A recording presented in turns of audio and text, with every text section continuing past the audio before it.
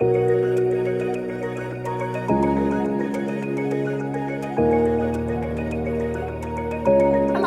my name is Dionna Warren, or as my students call me, Miss D, and I'm here with some more PATH facts. PATH stands for A Positive Approach to Teen Health, and in the PATH program, we talk to teenagers about their sexual health, about relationships and dating, and just making really good life decisions. Typically, in a classroom session, we'll have students that ask questions that we won't get a chance to answer in that class period. So today I'm going to answer a few questions that are pretty common. First question is, and it's a doozy, what is the best way to break up with someone? Well, breaking up is a very personal thing, but we do have some tips. The first tip is talk to a trusted adult or friend about the breakup. That way you can have support after the breakup is finished. And, you'll have someone to talk to and talk it out with. Tip number 2, pick a time and place. Scratch that. Pick a good time and place. Don't pick a time right before they are about to take a major test, or they're about to do a production, or they're going to play in a big game.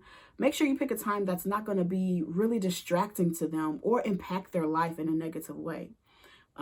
Pick a good place in that you want to make sure it's private, or that it's not around a whole lot of people or not in public. You don't want to embarrass them.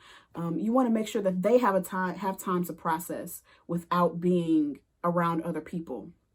Now, if you feel like you're going to be unsafe around this person by yourself, then of course be with 1 or 2 people, or make sure that you're doing this in public where you don't necessarily have to worry about being alone with them, but try to do it in a way that they're not embarrassed around a bunch of people, right?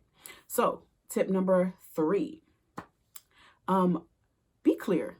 Be clear and make a clean break. Okay. A lot of times people say, well, I want to make sure I don't hurt their feelings, or they'll use phrases like, I don't think we're good for each other right now, or I don't know how I'm feeling right now.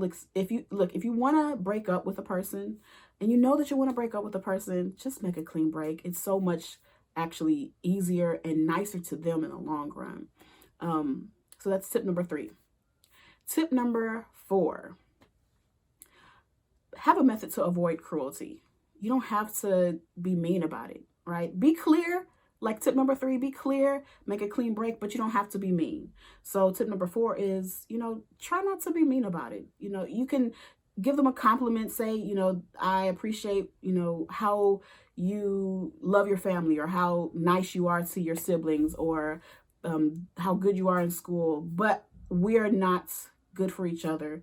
I would like to break up. Make a clean break, but you can be nice about it, right? So that is our tips. Those are our tips on how to break up with someone if you've made the decision to break up. All right, and the question number 2, okay. How can STDs affect me if I get pregnant?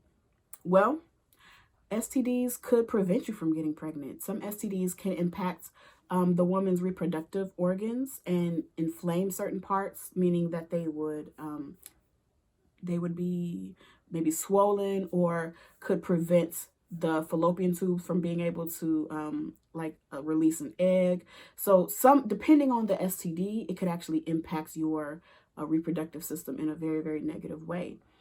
So STDs can actually prevent you from getting pregnant. And then if you do get pregnant, some STDs like syphilis and HIV can actually be passed on to your child. So honestly, the safest bet is abstinence, right? Abstinence is just always the safest way to go.